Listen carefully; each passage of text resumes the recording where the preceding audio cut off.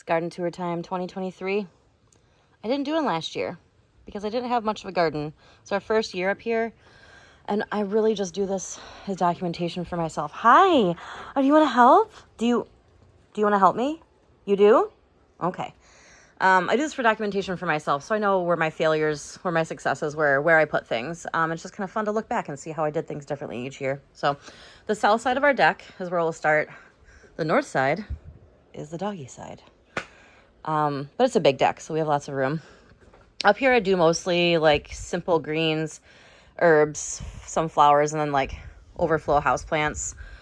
So I have some more bush beans here so that I can rip out the beds. I'll go over that later. Parsley, chives, rosemary, parsley, thyme, oregano, more parsley, which I love, obviously. Basil, dill. I just trashed today because I made pickles.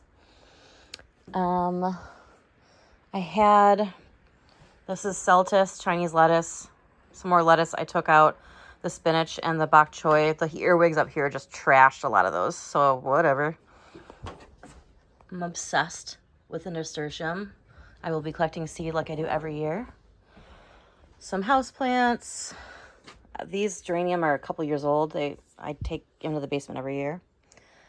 Houseplants, spider plants. That's a tomato that I didn't stake. It's an actual disaster, but I don't care. I made that trellis for my peas, and I know it looks dead, and it's supposed to because I leave it so that they can go to seed and collect seed for next year. Well, that was not clear. All right. A little propagation station here. Got some more coleus going. I made my baskets this year again, and I'm in love with the coleus. I've never started them from seed before, but all these coleus I started from seed, and they're just absolutely, they're just stunning. Like, get out of here. I threw a couple million bells in that I bought from the garden center, but I just shoved nasturtium seed in, and the cascade is like beautiful.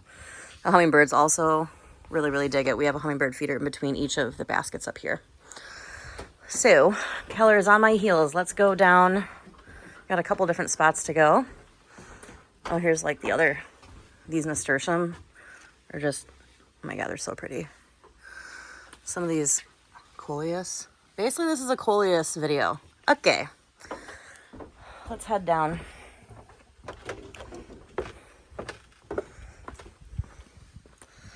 I'm going to show you the back garden first, and then we'll come back up to the raised beds. So those were made this year by Jeff.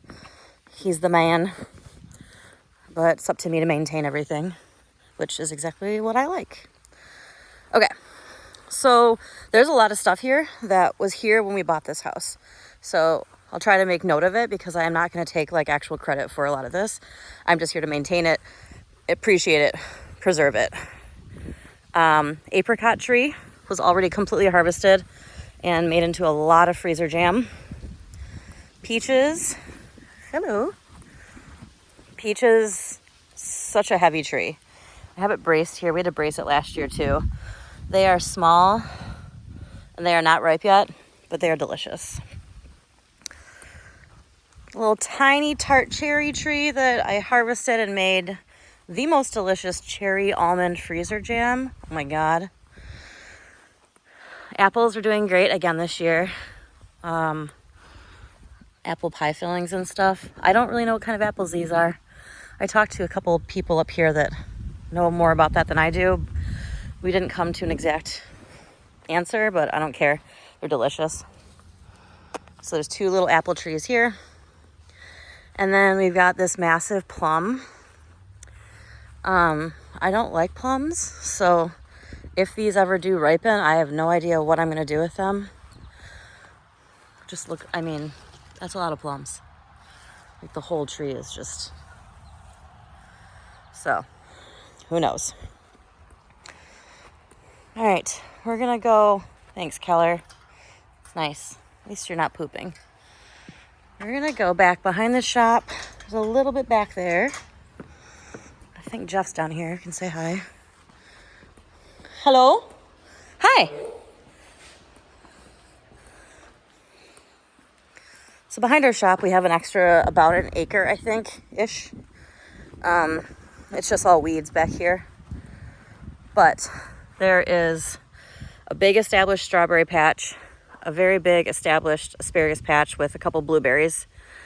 And then I rototilled and put in corn, a lot of my heirloom tomatoes, rhubarb, and then those black stakes out there each have like pumpkin, melon, watermelon, and they're not doing anything because I crowded them and whatever. So yeah, again, not much back here. Cute. Maybe someday you'll see me bopping around on that thing. All right, to the raised beds. Did I miss anything back there? Did I say that the strawberries and asparagus were all here before? Because I really like it, and I didn't have anything to do with it. I have freezers full of their veggies, and I love it. All right. Well, the other thing that we have is a lot of, 4 very happy grape vines. They're not ripe. Hello, turtles. They're not ripe yet, but I made grape jelly out of them last year. The chickens love them, like actual crack for the chickens. Like they stalk you. It's incredible. I have a tiny little basil plant here. I threw in some Mexican sunflower, hoping to kind of block the turtle tub because I think it's ugly, but they're not getting very big, which is whatever.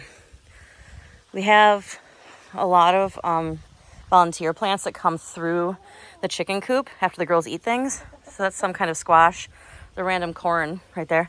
Hello, ladies. Hello, chittens. I don't know why I sound like that when I talk to them. Stacy's giving herself a dust bath. She looks like she's dying, but she's not. Hi, girls. I get so distracted. Okay. Cucumbers. So this would be the northeast corner. Cucumbers. Super happy with this year. I overcrowded the heck out of them when I was planting, but I've been pruning back like crazy, really making sure that my earwigs aren't totally taking over. I just made 9 pints of garlic dill pickles today with my dill. Not my grown garlic, but whatever. Wasn't she pretty? Hello. Over here, we have sweet onions. Oh, looking good. Sweet onions, Yukon Gold potatoes. Mostly Yukon Gold, actually, because this whole area was a garden before, like an in-ground garden. And I still have potatoes popping up in the ground. So in the spring, I was pulling them out. So I have some red or purple red potatoes in here as well from the prior owner. Next door, we have red raspberries. These were just tiny little seedlings this year. I got from MI Gardener. So I actually have gotten 2 pieces of fruit off of them. Go me. Zucchini's been kicking ass this year.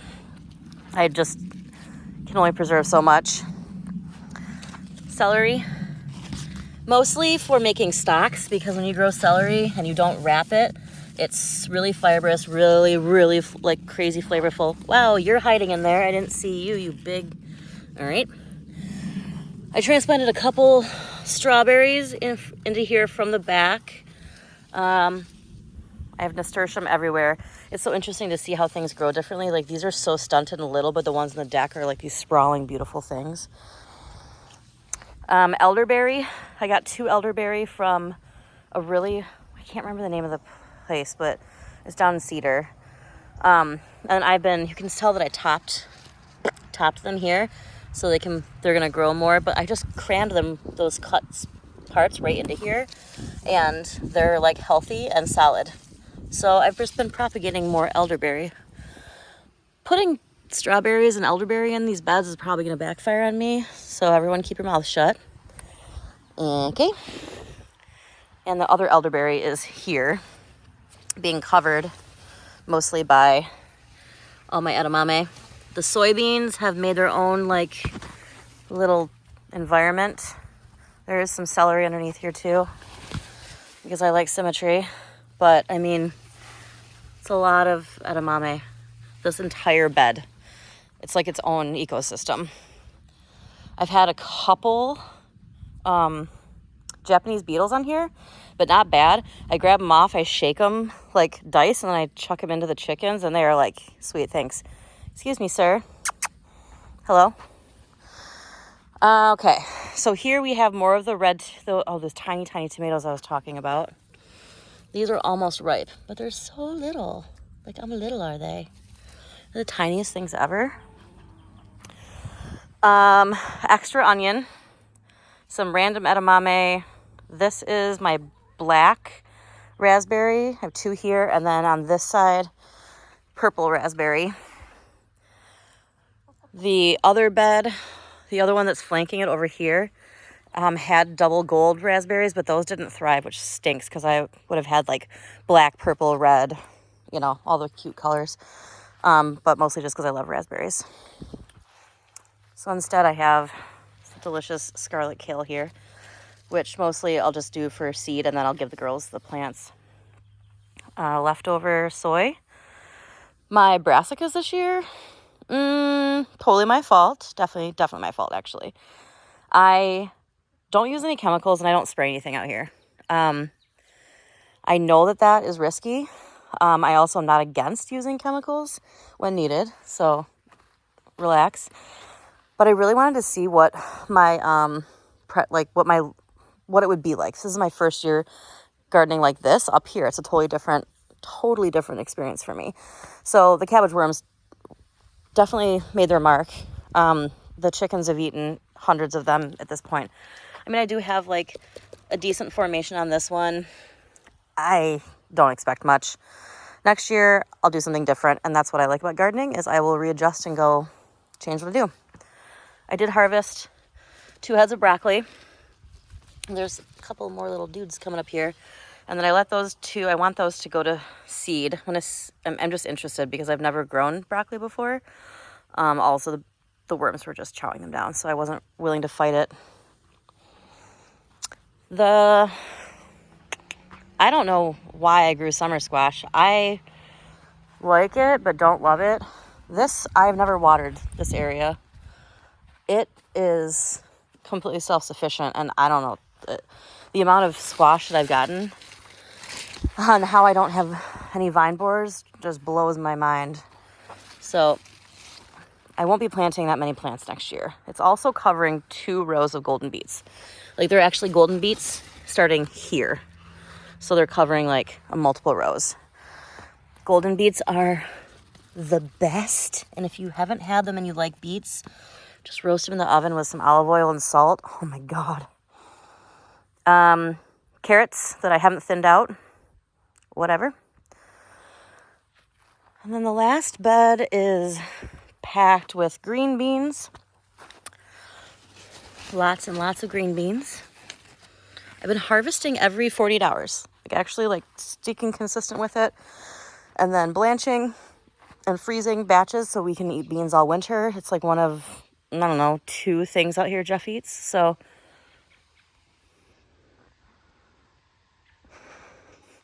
I get so distracted. Anyway, green beans here. And again, I have those more on the deck to basically throw in one of these beds when I have to clear one of them out, because beans. And the last thing in here is Brussels sprouts. Again, cabbage worms are just trucking through. But I am getting some, like, oh my gosh, cute. Whatever. If it works, it works. If it doesn't, it doesn't. I think the last thing really is, we got a red bud. Jeff loves, those like early spring, like red bud trees. So that goes there. Some more of my coleus.